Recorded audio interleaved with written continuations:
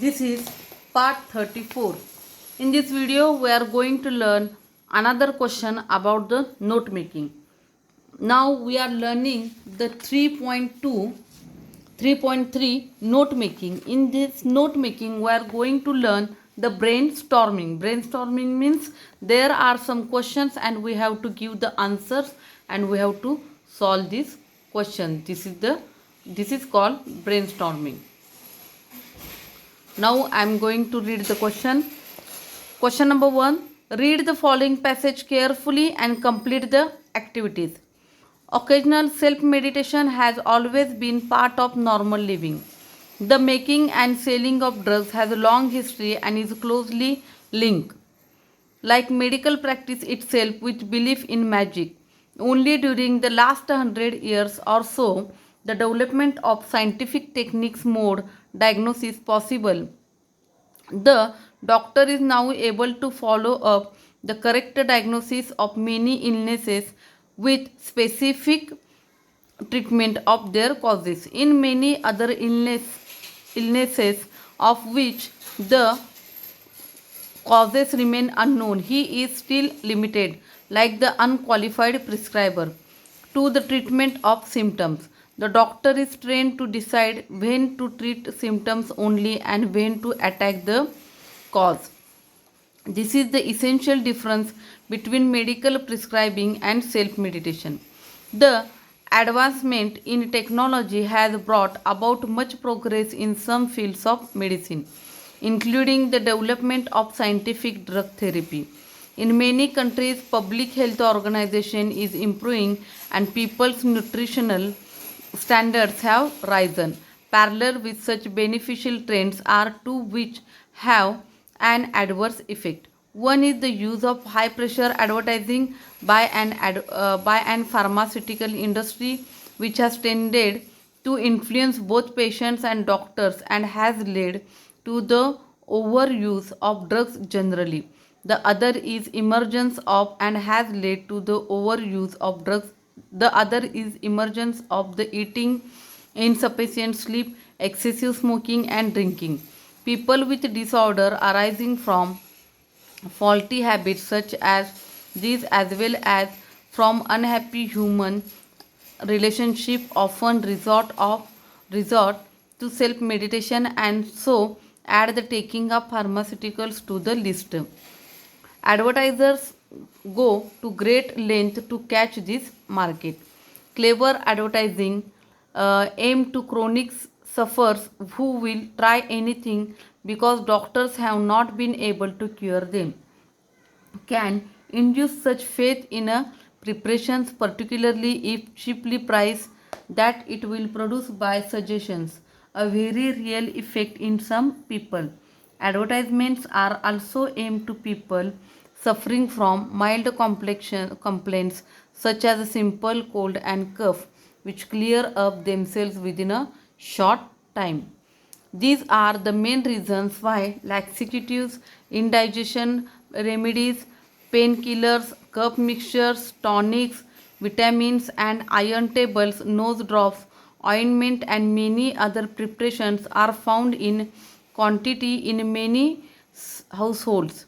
It is doubtful whether taking these things ever improves a person's health. It may even make it worse.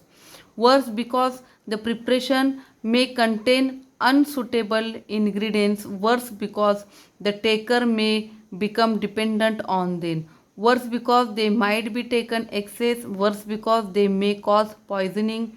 And worst of all, because symptoms of some serious underlying cause may be asked and therefore medical help may not be sought. Self diagnosis a greater danger and than self meditation. अशा प्रकारे we have read the paragraph. Now what we have to do, we have to understand the paragraph. For the understanding, we have to understand the meaning of the new words. There are some new words. I am going to give you the meaning of these new words. One is first, prescriber, prescriber, prescriber, who allowed to prescribe. म्हणजे जो prescribe करतो, जो देतो, doctor थोडक्यात काय, doctor आपल्याला prescription देतात, तो काय आहे, प्रिस्क्रायबर आहे. Laxatives, LAXATIVES, laxatives a medicine to get rid of solid waste. Laxatives म्हणजे पोट साफ होण्यासाठी जे काय औषध असते त्याला काय म्हटलं जाते, पोट साफ होण्याचं औषध, मग ते आहे लॅक्सेटिव्स. दुसरं sought, SAUGHT, sought, PP past participle of seek. Seek म्हणजे काय, to try to find to get something, काहीतरी शोधाच्या प्रयत्नात, म्हणजे काहीतरी आपल्याला शोधायचं असेल ते. अशा प्रकारे आपण सेल्फ मेडिटेशनवर पॅराग्राफ वाचलेला आहे.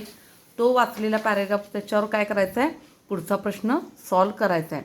Complete the following points with the help of the about text, give a suitable title. हे आपल्याला दिलेलं आहे. पहिल्यांदा आपण तो पॅराग्राफ समजून घेतलेला आहे, त्याचे मेन पॉईंट्स काय आहेत ते आपल्या लक्षात आलेले आहेत.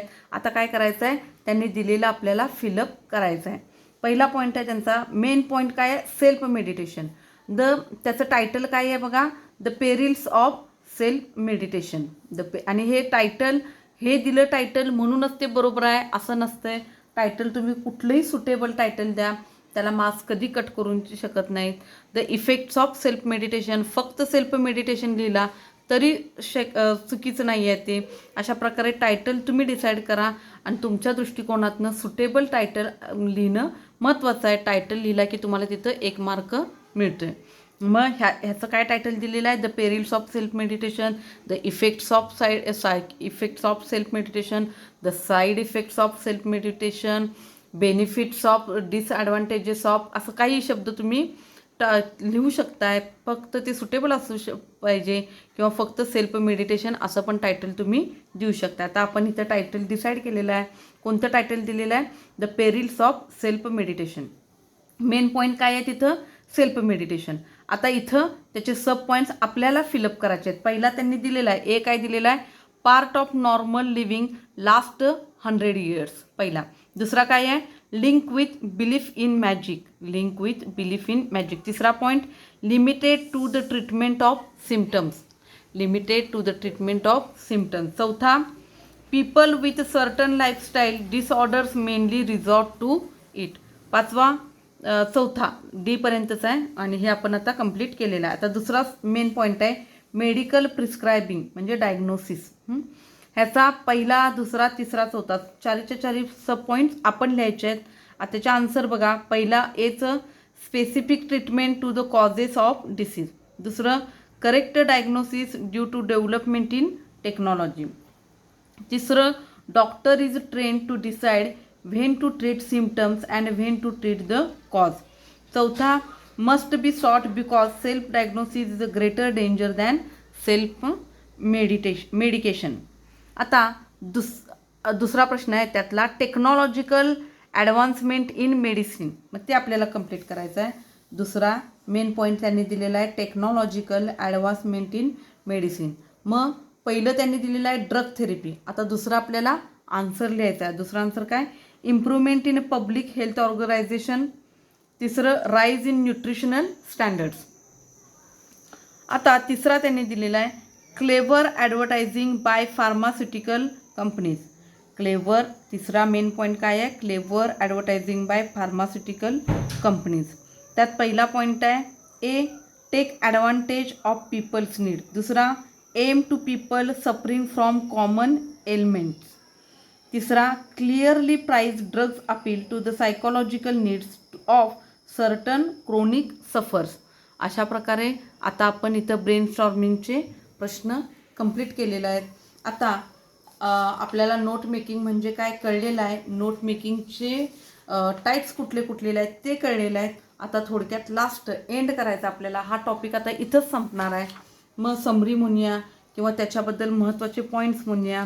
तर नोट मेकिंग म्हणजे काय आणि त्याच्यातनं आपलं कन्क्ल्युजन काय निघालं ते तेवढं मी लास्टचा आता एक्सप्लेन करते. मग हा आपला इथं टॉपिक संपतोय. नोट मेकिंगला मराठीत म्हणतात नोंदी करणे. नोंदी करणे ही एक व्यस्त ठेवणारी ॲक्टिव्ह क्रिया आहे. लक्ष देऊन करण्याचे ते एक लेखन कौशल्य आहे.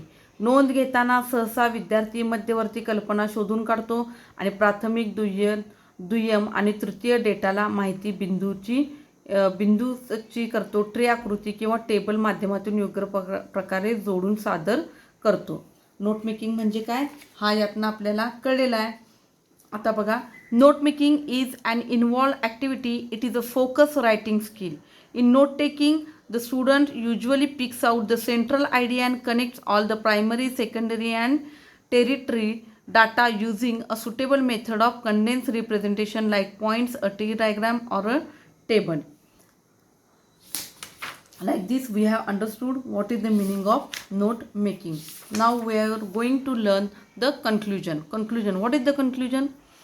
Organizing the notes is an essential component of note making or note taking. What is the essential component? Organizing म्हणजे काय? एकत्रित करणे, माहिती गोळा करणे. Students must remember that the notes are for the further use. मग नोट्स कशासाठी असतात?